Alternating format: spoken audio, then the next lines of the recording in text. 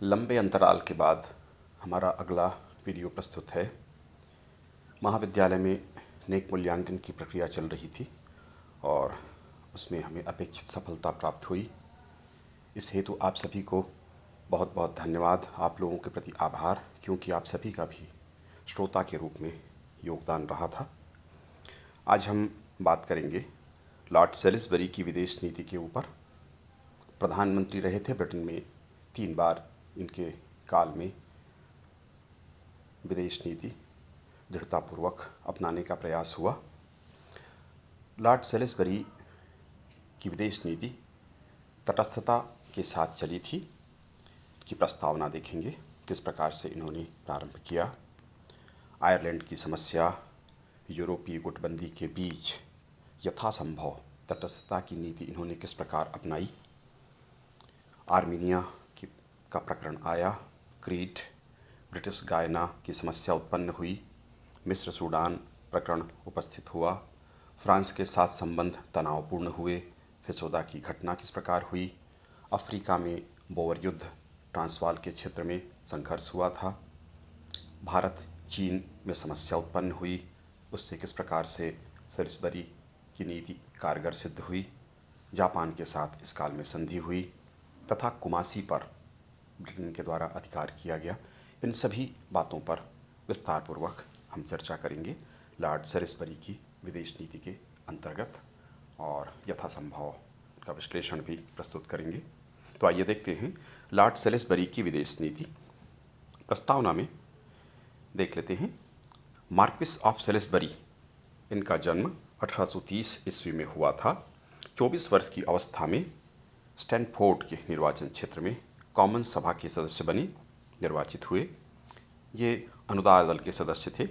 1868 में लॉर्ड सभा की सदस्यता इन्होंने ग्रहण की। 1875 में भारत सचिव नियुक्त किया गया इनको। 1878 में परराष्ट्र सचिव इनको बनाया गया। 1880 से 1885 तक विरोधी दल का नेतृत्व इन्होंने किया, जिसमें पर्याप्त सफलता इनको प्राप्त हुई। 1885 में वह प्रथम बार अल्प समय के लिए प्रधानमंत्री बना था। 1886 से 1892 तक और 1895 से 1902 तक वह प्रधानमंत्री के रूप में कार्य करता रहा। सेलिसबरी विक्टोरिया युग के, महारानी विक्टोरिया के युग के श्रेष्ठ राजनीतिज्ञों में से एक था। वह प्रतिभावान तथा व्यापक दृष्टिकोण वाला व्यक्ति था। वह राजनीति शास्त्र, कृषि शास्त्र, विज्ञान, कानून एवं इतिहास का ज्ञाता था। वह योग्य साहित्यकार भी था। क्वार्टरली रिव्यू नामक पत्रिका में उसके समसामयिक लेख तत्कालीन राजनीतिज्ञों को आकर्षित करते थे। वह स्वयं वैज्ञानिक अनुसंधान भी करता था।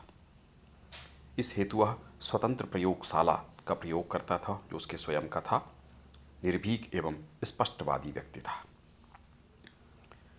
लॉर्ड सेलिसबरी के प्रथम एवं द्वितीय प्रधानमंत्रित्व काल में विदेश नीति की घटनाएं कुछ कम ही रहीं, ज़्यादा संबद्ध नहीं रहा, किंतु फिर भी कुछ घटनाएं तो अवश्य हुई थीं।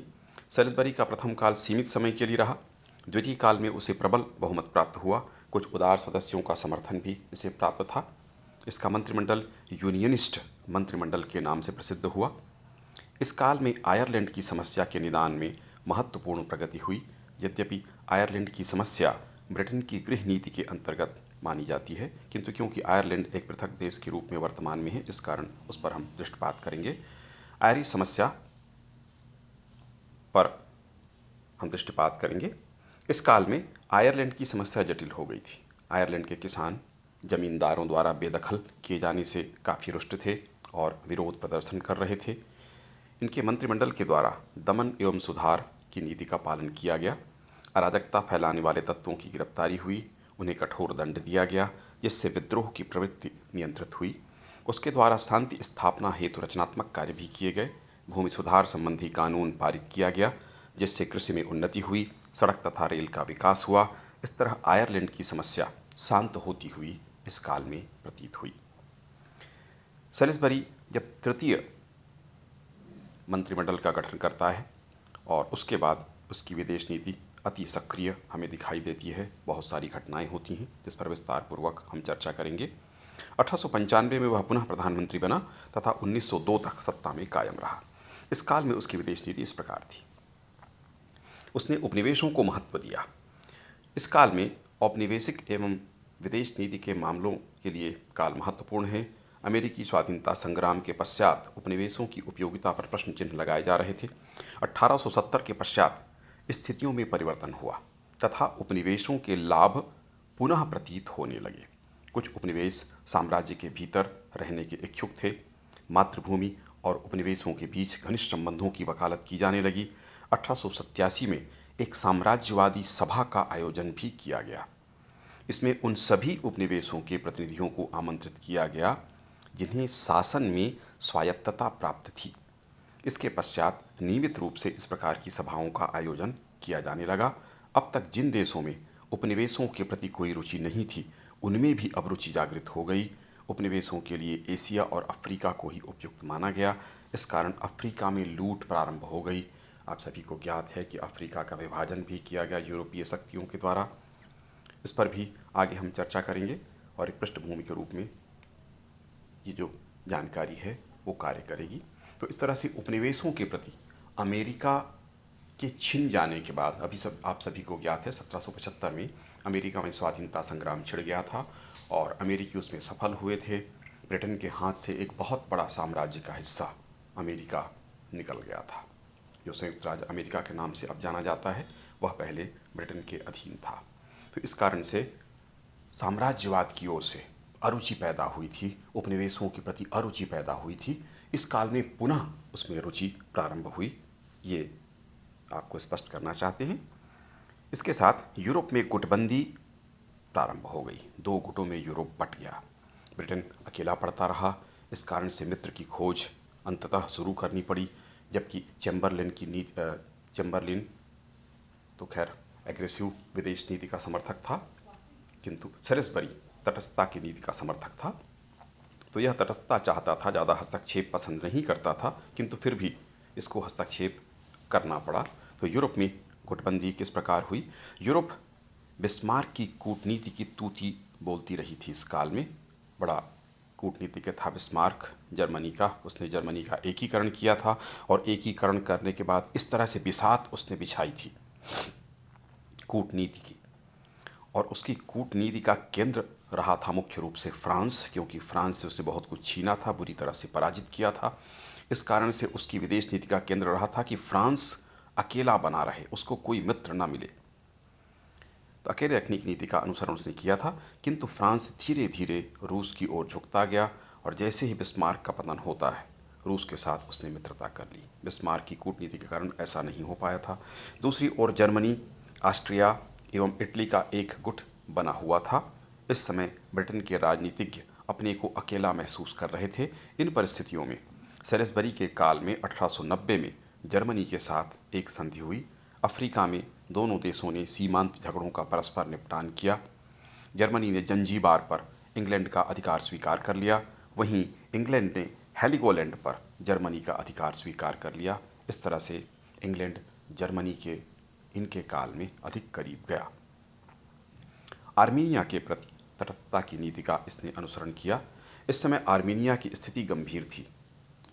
आप सभी को ज्ञात होगा कि तुर्की का विस्तृत साम्राज्य इस समय था और आर्मीनिया तुर्की के साम्राज्य के अंतर्गत आता था। आर्मीनिया के निवासियों पर तुर्की के द्वारा भीषण अत्याचार किए जा रहे थे। यहाँ पर नरसंहार हो रहा था। तुर्की को रूस की प्रत्यक्ष सहानुभूति प्राप्त थी, सहयोग प्राप्त था। अंग्रेजों में जो अंग्रेजी जनता थी उसमें इसकी प्रतिक्रिया हो रही थी। अंग्रेजी जनता हस्तक्षेप कराना चाहती थी, किंतु प्रधानमंत्री ने सैलिसबरी ने, जैसा मैंने आपको बताया, हस्तक्षेप की नीति का समर्थक था। सावधानी से कार्य किया, इंग्लैंड को युद्ध से बचा लिया। उसने सीधे कोई हस्तक्षेप नहीं किया। कूटनीतिक चर्चाएं अवश्य हुई, दबाव डालने का प्रयास भी हुआ, लेकिन सीधा हस्तक्षेप इस प्रकरण पर, आर्मीनिया के प्रकरण पर नहीं किया गया। अगला, क्रीट के प्रति उसकी क्या नीति थी? यहाँ पर यूनानी बहुमत में थे। क्रीट के क्षेत्र में आपको ज्ञात होगा कि यह भी तुर्की के ही अधीन था और क्रीट को यूनान में मिला लेना चाहते थे। अन्य यूरोपीय देशों की सहानुभूति इसे प्राप्त थी। यहाँ के लोगों ने तुर्की के खिलाफ विद्रोह कर दिया। क्रीट के लोगों ने विद्रोह कर दिया। यूनान ने उसके पक्ष में युद्ध की घोषणा कर दी, किंतु यूनान को पराजित होना पड़ा क्योंकि वह कमज़ोर क्षेत्र था। ब्रिटेन के प्रधानमंत्री ने यूरोप के अन्य राष्ट्रों के साथ मिलकर यहाँ पर हस्तक्षेप किया तथा तुर्की के सुल्तान को सामान्य शर्तों पर संधि करने के लिए बाध्य या विवश कर दिया। तुर्की के सुल्तान को अपनी सेना वहाँ से वापस बुलानी पड़ी। क्रीट की सुरक्षा के लिए अंतर्राष्ट्रीय सेना रख दी गई, जिसमें ब्रिटेन, रूस, फ्रांस और इटली इनकी सेना सम्मिलित थी। यूनान के राजकुमार को क्रीट का गवर्नर नियुक्त करा दिया गया। इसका अच्छा परिणाम हुआ और क्रीट के लोगों को सुल्तान के या तुर्की के सुल्तान के अत्याचार से मुक्ति मिली। इस मुक्ति में ब्रिटेन का भी महत्वपूर्ण योगदान था। ब्रिटिश गिनी या गायना पर अमेरिका के साथ ब्रिटेन का मतभेद हुआ। अमेरिका और ग्रेट ब्रिटेन में गिनी या गायना को लेकर, ब्रिटिश गायना को लेकर मतभेद हुआ। अमेरिका ब्रिटिश गिनी से सभी अंग्रेजों को हटाना चाहता था। स्वाभाविक रूप से ब्रिटेन के द्वारा इसका विरोध किया गया। इस समस्या का समाधान सलिसबरी के द्वारा पंचायत के माध्यम से, समझौते के माध्यम से निकाल लिया गया और अधिकांश जो निर्णय हुए वो ब्रिटेन के पक्ष में हुए, जबकि अमेरिकी प्रधानमंत्री ने स्पष्ट कर दिया था पहले कि वो अंग्रेज़ों को यहाँ स्वीकार नहीं करेंगे, उनको यहाँ से जाना होगा। किंतु अपेक्षित सफलता ब्रिटिश प्रधानमंत्री को प्राप्त हुई और उनके पक्ष में निर्णय हुआ। मिस्र एवं सूडान का प्रश्न उत्पन्न हुआ। मिस्र में सूडान के प्रकरण पर पुनः समस्या उत्पन्न हुई। इसके पूर्व 1882 में ही ब्रिटेन का अधिकार मिस्र पर हो चुका था तथा वहाँ शासन की देखभाल के लिए लॉर्ड क्रॉमर को नियुक्त किया गया था। मिस्र विकास कर रहा था, वहाँ सिंचाई और बांधों की व्यवस्था हो चुकी थी, कृषि एवं आर्थिक व्यवस्था ठीक हो रही थी। सूडान में किचनर के नेतृत्व में आक्रमण किया गया तथा उसे जीत लिया गया। सूडान को मिस्र के अधिकार में लिया गया। 1899 में यहाँ मिस्र और इंग्लैंड का संयुक्त शासन स्थापित हुआ। इस प्रकार से यहाँ भी सूडान के प्रकरण पर इंग्लैंड को सफलता प्राप्त हुई। फ्रांस के साथ संघर्ष की स्थितियां निर्मित हुईं। मिस्र और सूडान की समस्या पर इंग्लैंड को सफलता मिली। फ्रांसीसियों में इससे इंग्लैंड के प्रति आक्रोश भरने लगा। फ्रांसीसियों की इस भावना के कारण फ्रांस के कांगो स्थित सेनापति मार्चंड ने खार्तूम के दक्षिण में फेसोदा पर आक्रमण कर दिया और उसे अधिकृत कर लिया। इसका विरोध इंग्लैंड के सेनापति किचनर ने किया। दोनों सेनाओं में संघर्ष की स्थिति उत्पन्न हो गई, किंतु अंततः 1899 में फ्रांस को झुकना पड़ा तथा अपनी सेना वापस बुलानी पड़ी। इसका परिणाम यह हुआ कि संपूर्ण नील के प्रदेशों पर, नील की खेती जहाँ पर होती थी, उन पर इंग्लैंड का अधिकार कायम हो गया। इस तरह से फ्रांस के साथ जो विवाद की स्थिति उत्पन्न हुई थी वह स्थिति शांत हुई और इसमें भी इंग्लैंड को अपेक्षित सफलता प्राप्त हुई। फेसोदा की घटना हुई थी और इस प्रकरण पर फ्रांस को इंग्लैंड के समक्ष झुकना पड़ा था। इसके पश्चात हम देख लेते हैं कि किस प्रकार की स्थितियां अफ्रीका के क्षेत्र में हुई थी। अफ्रीका के क्षेत्र में ट्रांसवाल का क्षेत्र था। लॉर्ड सैलिसबरी के तृतीय प्रधानमंत्रित्व काल में दक्षिण अफ्रीका में इस क्षेत्र में भीषण स्थितियां उत्पन्न हुई। ट्रांसवाल के क्षेत्र में सोने की खदानें मिलने लगी थीं और इस कारण से बड़ी संख्या में अंग्रेज और अन्य यूरोपीय जातियां भी धन कमाने के उद्देश्य से यहाँ पर इनका तांता लग गया था।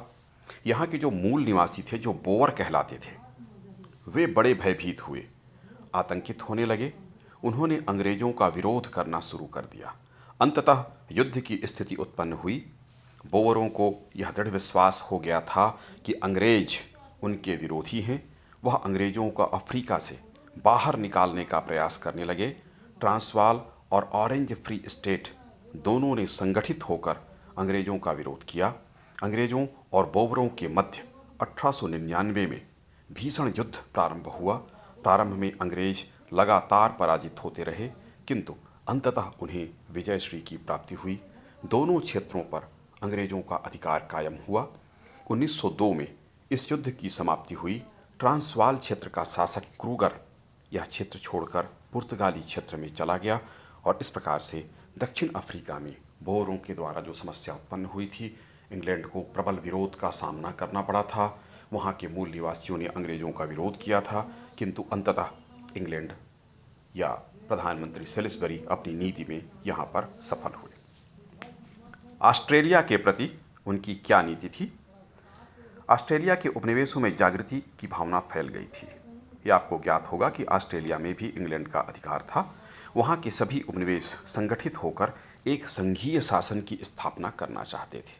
सेलिसबरी के काल में ब्रिटिश संसद ने 1 जनवरी 1901 में इस संघ को स्वीकृति प्रदान कर दी, जिसके फलस्वरूप ऑस्ट्रेलिया में कॉमनवेल्थ शासन का उदय हुआ था। संघीय शासन का ऑस्ट्रेलिया में उदय हुआ। इस बात को ब्रिटेन ने स्वीकार किया था, वहाँ की मांग, और इस प्रकार यहाँ भी उसकी नीति सफल रही थी। भारतीय क्षेत्र में इस काल में विद्रोह हुआ। भारत के उत्तर पश्चिम क्षेत्र चित्राल में एक विद्रोह हुआ। इसके 2 वर्षों के बाद इन क्षेत्रों में कबीलों का विद्रोह प्रारंभ हो गया। बड़ी कठिनाई के साथ इन क्षेत्रों के विद्रोह को दबाया गया अंग्रेजों के द्वारा, और इसमें ब्रिटिश प्रधानमंत्री को अंततः सफलता प्राप्त हुई। चीन के क्षेत्र में भी इस प्रकार की समस्या उत्पन्न हुई। 1894-95 में चीन जापान युद्ध हुआ। चीन इसमें परास्त हुआ। उसकी कमजोरी का लाभ उठाकर चीन की लूट शुरू हो गई। विदेशी शक्तियां यहाँ पर हस्तक्षेप करने लगीं, किंतु चीनियों में भी राष्ट्रीयता की भावना का विकास हुआ तथा उन्होंने बॉक्सर नामक संस्था का निर्माण किया। विदेशी दूतावासों पर आक्रमण करना प्रारंभ किया गया। 1901 में इंग्लैंड के नेतृत्व में चीनियों के खिलाफ अंतर्राष्ट्रीय सेना भेजी गई। इस संघर्ष में चीनी परास्त हुए तथा क्षतिपूर्ति के रूप में भी मित्र राष्ट्रों को बड़ी राशि और बहुत सारे लाभ प्राप्त हुए। इस प्रकार से चीन में जो बॉक्सर विद्रोह वहाँ के निवासियों के द्वारा शुरू किया गया था अंग्रेजों के खिलाफ और यूरोपीय शक्तियों के खिलाफ, उसे दबाने में इंग्लैंड के नेतृत्व में अंततः सफलता प्राप्त हुई। मित्र की खोज यूरोप में लगातार इंग्लैंड कर रहा था, क्योंकि 2 गुट, जैसा हमने स्पष्ट किया था, बन चुके थे। एक जर्मनी के नेतृत्व में था, दूसरा फ्रांस और रूस की गुटबंदी शुरू हो गई थी। किंतु रूस फ्रांस के साथ भी और जर्मनी के साथ भी बहुत अच्छा तालमेल नहीं बन रहा था, यद्यपि जर्मनी के साथ मजबूरी में संबंध स्थापित किया गया था। एशिया में उसकी क्षतिपूर्ति इंग्लैंड के द्वारा की गई। जापान से संधि की गई। इस काल में जापान की शक्ति में लगातार वृद्धि हो रही थी। 1902 में ग्रेट ब्रिटेन ने उसके साथ एक संधि की। इसके अनुसार दोनों देशों ने तटस्थता की नीति अपनाते हुए अपनी सहमति दी, या अपनाने हेतु उन्होंने सहमति दी कि यदि दोनों देशों के साथ किसी अन्य राष्ट्र का युद्ध हो तो वो तटस्थ रहेंगे। किंतु यह भी तय किया गया कि यदि किसी कारण से किसी दूसरी शक्ति ने उनके विरोधी या शत्रु का समर्थन किया, तब वे भी अपने मित्र का समर्थन करेंगे। इस प्रकार से उभरते हुए देश एशिया के जो जापान था, उसके साथ संधि इसके द्वारा, इंग्लैंड के द्वारा की गई। उसमें इनको सफलता प्राप्त हुई। कुमासी पर अधिकार। सबसे पहले समस्या असहंति में उत्पन्न हुई। यहाँ का शासक दास व्यापार में संलग्न था, जबकि इस समय दास व्यापार जो था उसे समाप्त करने के लिए जो विकसित देश थे या जो आगे के देश थे, उनमें आंदोलन चल रहा था। इसको अच्छा नहीं माना जा रहा था, और वस्तुतः यह है भी सही नहीं। 1896 में कुमासी पर अंग्रेजों के द्वारा अधिकार किया गया और असहंति के सरदार को ब्रिटेन के आधिपत्य में ले लिया गया। इस प्रकार से दास प्रथा को यहाँ समाप्त किया गया। इन परिस्थितियों में 1901 में महारानी विक्टोरिया की मृत्यु हो गई और एडवर्ड सप्तम इंग्लैंड का राजा बना। 1902 ईस्वी में लॉर्ड सेलिसबरी ने अपनी अस्वस्थता के चलते त्यागपत्र दे दिया। अगस्त 1902 में उसकी मृत्यु हो गई। कुछ इतिहासकार बिस्मार्क के पतन के पश्चात अंतर्राष्ट्रीय राजनीति में सेलिसबरी का स्थान प्रमुख मानते हैं। इस काल में ब्रिटिश विदेश नीति में अधिक तत्परता दिखाई देती है। औपनिवेशिक साम्राज्य की सुरक्षा हेतु अनेक प्रयास किए गए, जैसा हमने उपरोक्त विवरण दिया। यद्यपि सेलिसबरी के स्वयं के विचार शांतिपूर्ण थे एवं वह स्वयं समझौतावादी था, ज़्यादा हस्तक्षेप नहीं करना चाहता था, लेकिन उसके मंत्रिमंडल में चैम्बरलिन की नीतियां बड़ी दृढ़ थीं और उसके कारण से उसके प्रधानमंत्रित्व काल में बड़ी सफलता मिली। यद्यपि यह लगातार तटस्थता और बचाव की नीति का अनुसरण करता रहा, किंतु उसे भी यह समझ में आ गया था कि कई स्थानों पर हस्तक्षेप से नहीं बचा जा सकता।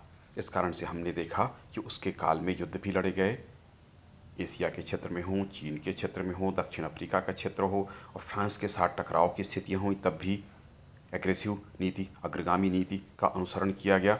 इस प्रकार से उसने अपनी सोच और नीतियों में भी समयानुसार परिवर्तन किया। तो सेलिसबरी का स्थान इसी कारण इस काल में अंतर्राष्ट्रीय राजनीति में और विशेषकर ब्रिटेन के संदर्भ में महत्वपूर्ण मानी जाती है।